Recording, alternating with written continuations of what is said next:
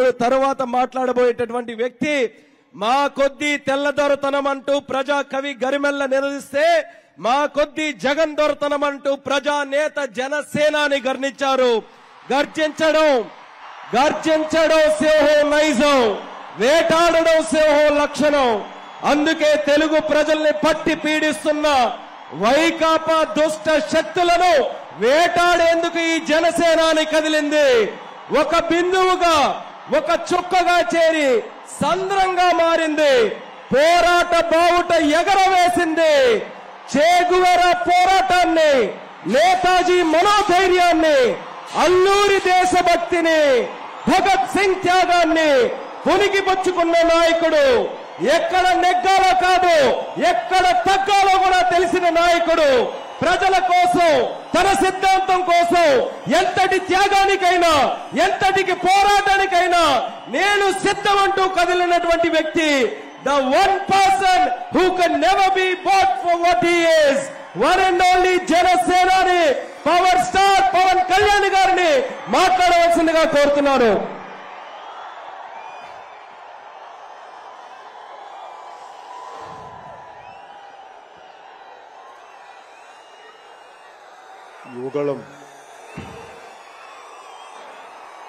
యువగళం సభకి ఆహ్వానించిన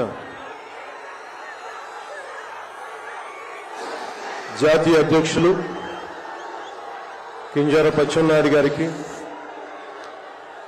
రాష్ట్ర తెలుగుదేశం అధ్యక్షులు కింజరాపు అచ్చెన్నాయుడు గారికి, తెలుగుదేశం జాతీయ అధ్యక్షులు శ్రీ నారా చంద్రబాబు నాయుడు గారికి,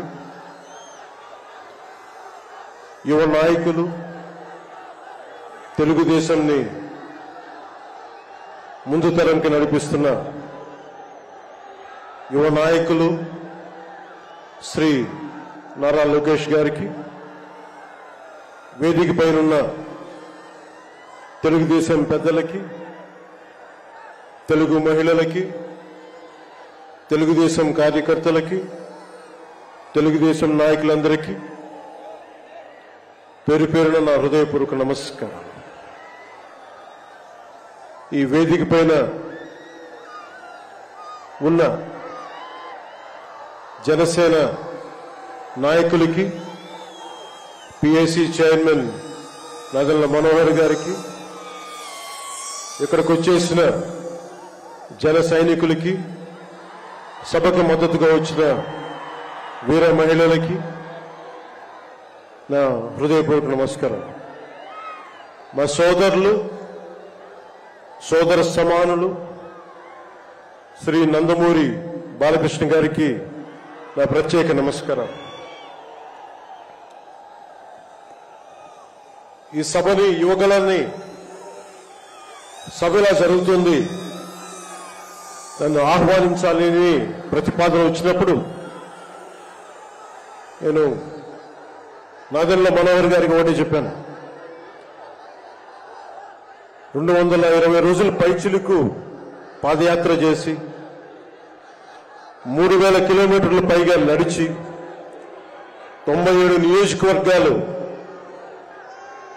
ప్రత్యక్షంగా అక్కడున్న ప్రజల కష్టాలన్నీ, సాధక బాధలు తెలుసుకొని, ఇది లోకేష్ గారి రోజు, ఇది ఆయన రోజున ప్రత్యేకించి ఆయనే ఉండాలి తప్ప ఇంకా వేదిక పైన నేను ఉండడం సబబా అంటే కాదు, మీరు ఖచ్చితంగా ఉండాలి అని లోకేష్ గారు మనస్ఫూర్తిగా నన్ను ఆహ్వానిస్తే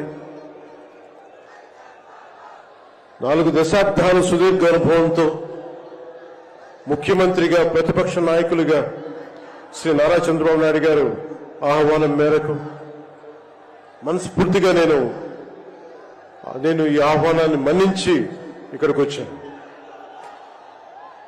పాదయాత్ర జగన్ గారి పాదయాత్ర లాంటిది కాదు, ఇది బొగ్గలు నిమిరే పాదయాత్ర కాదు, ఇది కష్టాలు తెలుసుకున్న పాదయాత్ర, మాటలతో ఉన్న పాదయాత్ర కాదు, చేతలతోటి చూపించే పాదయాత్ర. అలాంటి పాదయాత్రని చేసిన లోకేష్ గారికి, మనస్ఫూర్తిగా నా ధన్యవాదాలు తెలుపుకుంటా ఉన్నాను. ఒకసారి నాకు పాదయాత్ర చేస్తున్నప్పుడు చాలా అసూయ ఉంటుంది. నేను నడుద్దామంటే నాకు నడవనిచ్చే పరిస్థితి ఉండదు. పాదయాత్ర వల్ల చాలా అనుభవాలు ఎదురవుతాయి. చాలా మందితో సాధక బాధలు తెలుసుకోవచ్చు, కష్ట సుఖాలు పంచుకోవచ్చు. అలాంటి అవకాశం నాకు లేనందుకు ఈరోజు నాకు చాలా బాధగా. అలాంటి నాకు రాని అవకాశాన్ని లోకేష్ గారు దిగ్విజయంగా చేయటం, పూర్తి చేయడం నాకు చాలా ఆనందంగా ఉంది. మన ఆంధ్రప్రదేశ్ స్ఫూర్తి భారతదేశానికి చాలా కీలకమైనది. ఈ రోజున భాషా ప్రయుక్త రాష్ట్రాలు ఏర్పడ్డాయి అంటే పుట్టి శ్రీరాములు గారి బలిదానం, త్యాగ ఫలితం. ఆయన స్ఫూర్తి వల్ల ఈ రోజున మనకి భాషా ప్రయుక్త రాష్ట్రాలు ఏర్పడ్డాయి. సో భారతదేశానికి మనం చాలా స్ఫూర్తినిచ్చిన నేల ఇది. అలాగే ఐఏఎస్లు, ఐపీఎస్లు ఉమ్మడి ఆంధ్రప్రదేశ్కి రావాలని ఉవ్విళ్ళూరేవారు. ఈ ఐఏఎస్ అకాడమీల్లో, నైనిటాల్లో ఉండే అకాడమీస్లో ప్రతి ఐఏఎస్ అధికారి చెప్పేది ఆంధ్రప్రదేశ్ ఒక మోడల్ స్టేట్, అది అక్కడికి వెళ్ళాలి. ఈ రోజున అలాంటి ఆంధ్రప్రదేశ్ ఎందుకు వెళ్ళకూడదో ఆ మోడల్ కింద అయిపోయింది ఈ జగన్ గారి నాయకత్వంలో. నేను చంద్రబాబు గారు జైల్లో అన్యాయంగా పెట్టినప్పుడు నాకు చాలా బాధ కలిగింది.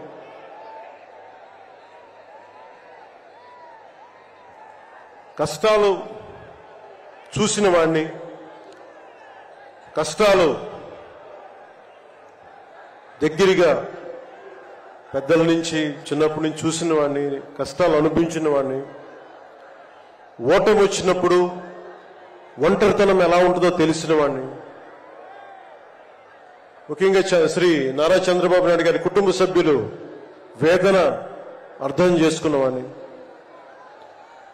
శ్రీమతి భువనేశ్వరి గారి బాధని దూరం నుంచే అర్థం చేసుకున్నవాడిని. నేను ఏం ఆశించి మద్దతు ఇవ్వలేదు. మనిషి కష్టాల్లో ఉన్నప్పుడు నా వంతు సాయంగా ఉండాలి అని చెప్పి బయటికి వచ్చి రాజమండ్రి జైలు వారిని మాట్లాడి ఇన్ని దశాబ్దాలు సుదీర్ఘ రాజకీయ అనుభవంతో జాతీయ స్థాయిలో ఎన్డీఏ లాంటి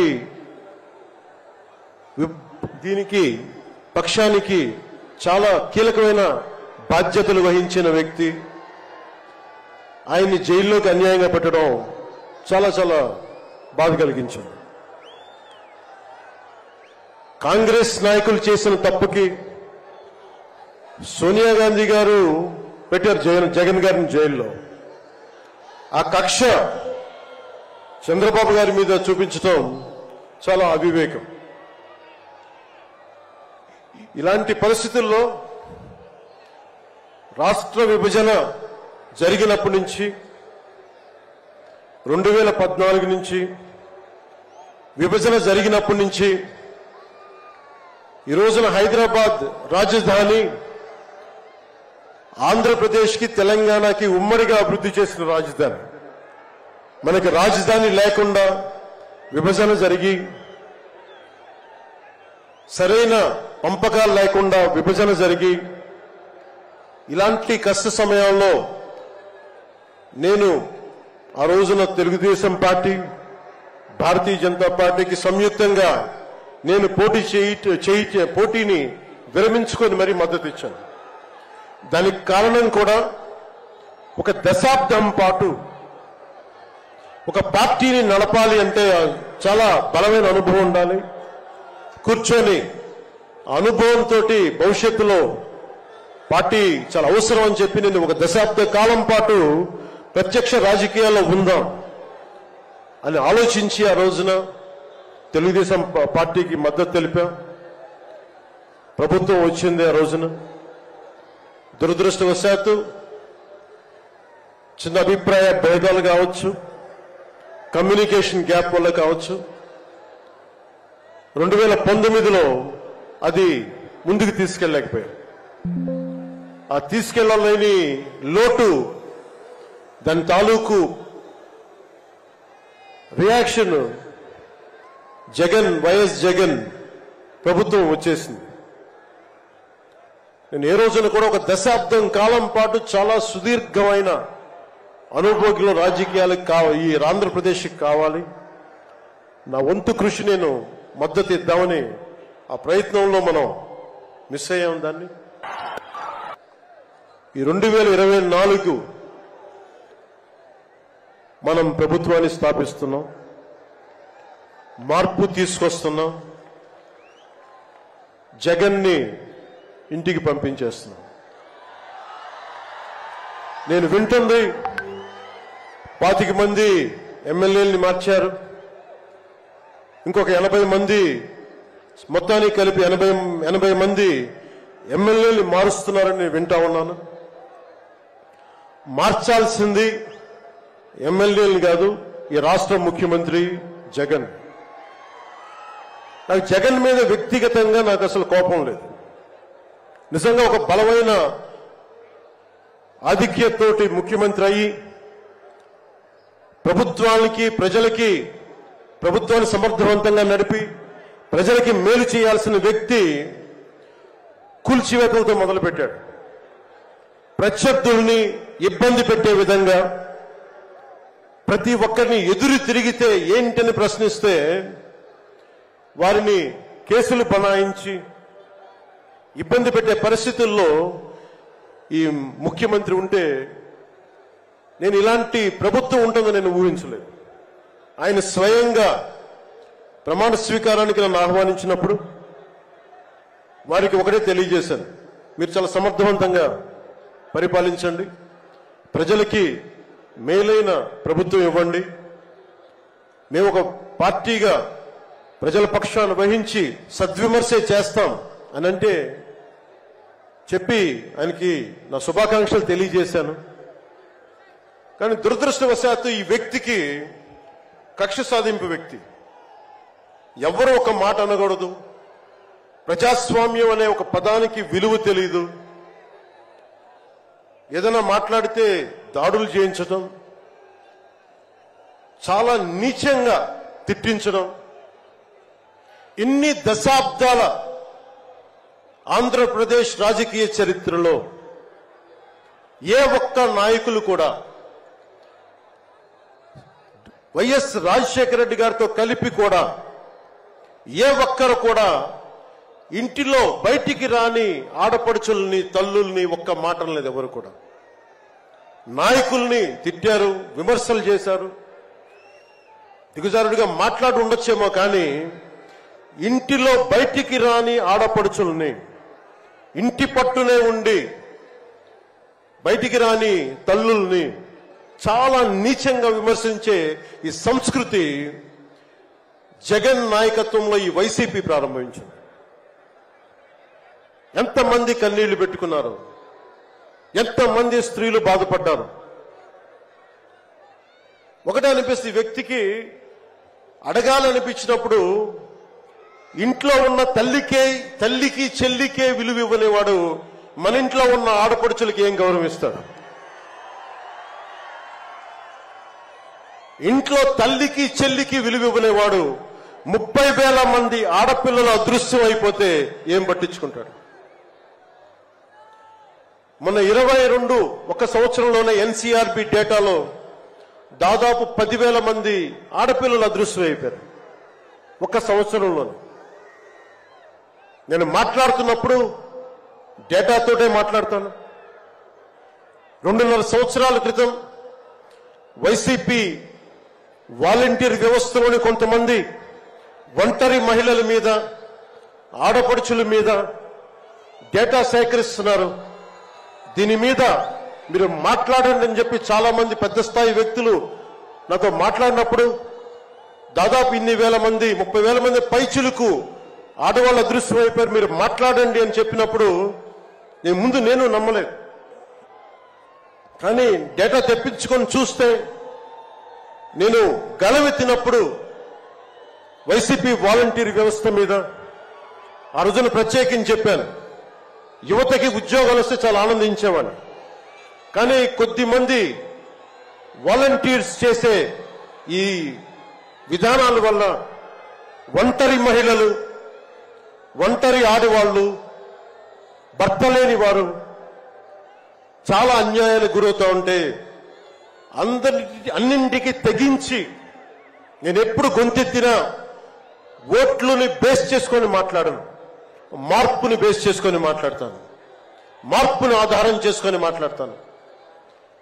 వారాహి యాత్రలో ఆ రోజు ప్రారంభిస్తే నా మీద విపరీతమైన దాడులు జరిగినాయి, విపరీతమైన విమర్శలు, కువిమర్శలు అన్నిటినీ భరించాం.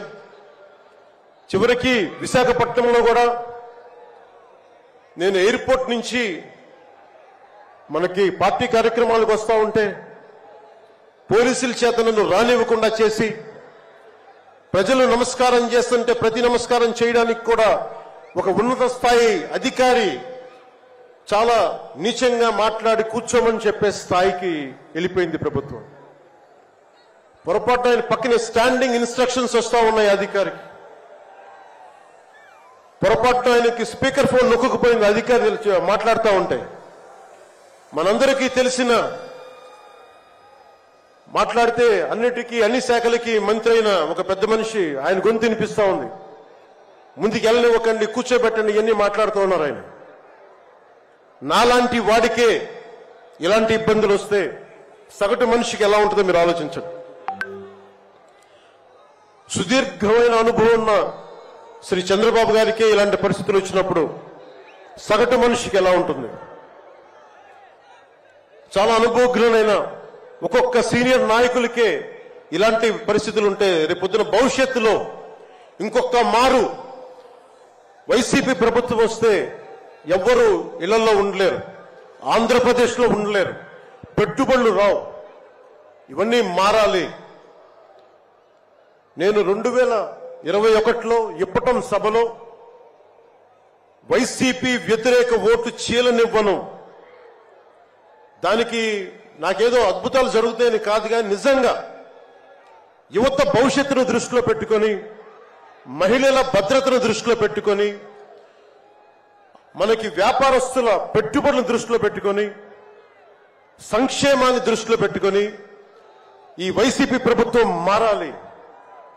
వైసీపీ వ్యతిరేక ఓటు అన్ని కలిపి ఏకతాటిపై ఒక ప్లాట్ఫామ్ పైన రావాలని చెప్పి ఆ రోజు నేను కన్నా కోరిక, నా ఆలోచన ఈ రోజున మన ఉత్తరాంధ్రలో యువగలంలో ఈ విధంగా కనిపిస్తున్నప్పుడు ఒకవైపు తెలుగుదేశం నాయకులు, ఇంకోవైపు జనసేన నాయకులు, దానికి మద్దతుగా మీరందరూ రావడం నాకు నిజంగా చాలా ఆనందం కలిగిస్తుంది.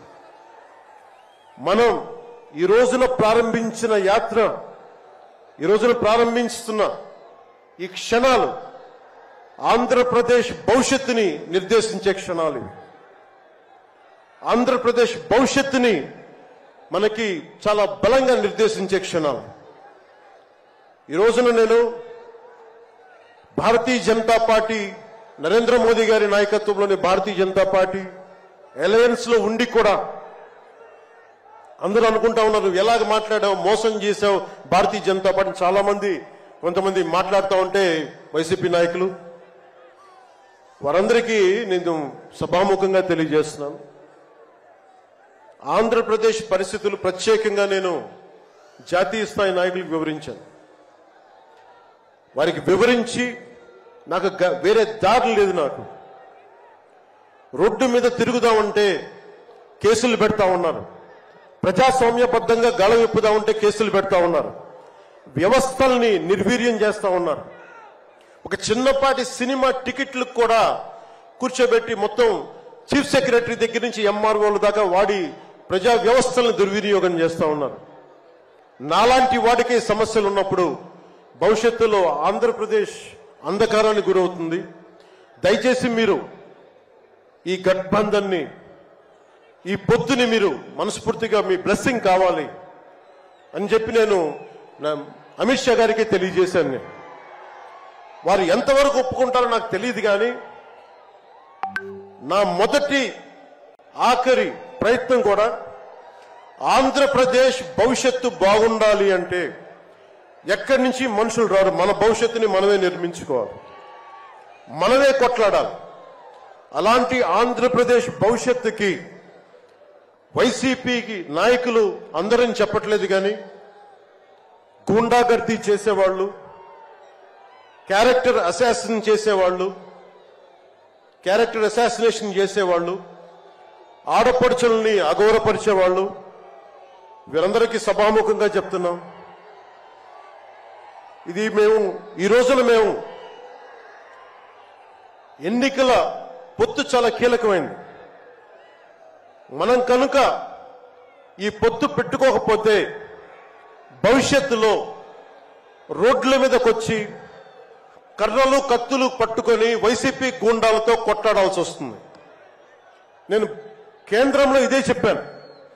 ఈ రోజున కనుక మనం ఈ పొత్తును పెట్టుకోకపోతే నాతో సహా వైసీపీ గూండాలని ఎదుర్కోవడానికి ఒక కర్ర కత్తో పట్టుకొని మేము కూడా రోడ్ల మీదకి వచ్చి మేము వీధి గొడవలు క్రియేట్ చేసుకు మేము రక్షించుకోవాల్సి వస్తుందని చెప్పి నేను ప్రత్యేకించి కేంద్ర నాయకత్వానికి చెప్పాను. ఎందుకంటే భవిష్యత్తులో ఇంకొకసారి వైసీపీ వస్తే నేను 2019లో కూడా చెప్పాను, ప్రతి కొండని కోనని వీళ్ళు దోచేసుకుంటారని. వీరికి ప్రజాస్వామ్యం మీద గౌరవం లేదు వీరికి. అందుకని ప్రత్యేకించి ఈ పొత్తుని సాధ్యమైనంత ఎక్కువ కాలం ఉంటే ఆంధ్రప్రదేశ్ భవిష్యత్తు నిలదొక్కునే వరకు ఇది ఉండాలి పొత్తుని మనస్ఫూర్తిగా నేను ఆకాంక్షిస్తున్నాను. నేను కూర్చునేది రోడ్లు కానీ సోదరులు లోకేష్ గారు చెప్పారు,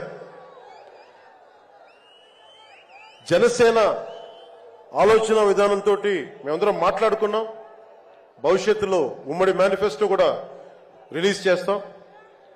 దాంట్లో ముఖ్యంగా నేను చెప్పదలుచుకుంటుంది ఇన్ఫ్రాస్ట్రక్చర్, రోడ్లు కానీ, హెల్త్ కేర్ కానీ, primary health care centres, secondary health care centres, tertiary health care centres, అలాగే మనకి యువతకి ఉపాధి అవకాశాలు, గవర్నమెంట్ ఎంప్లాయీస్ కి సిపిఎస్ రద్దు మీద ఎలాంటి నిర్ణయం తీసుకోవాలి, రెబీరో గారు పెట్టినట్టుగా పోలీస్ రిఫార్మ్స్ ఇంప్లిమెంటేషన్, అలాగే టీచర్లకి ఉద్యోగాల భర్తీ, రైతులు, కౌలు రైతులు, ఉద్యానవన రైతులు, సెరికల్చర్ రైతులు, ఇంకా ఆక్వా రైతులకి లాభసాటిగా ఎలా ఉండాలి, ప్రభుత్వ పాఠశాలలు, సంక్షేమ హాస్టల్ స్థితిగతుల్ని ఎలాగ మార్చాలి, అంగన్వాడీ కార్యకర్తలకు ఎలాగ అండగా ఉండాలి, పంచాయతీల్ని ఎలా బలోపేతం చేయాలి, మత్స్యకారులకి, గిరిజనులకి, దళితులకి ఎలాంటి పథకాలుంటే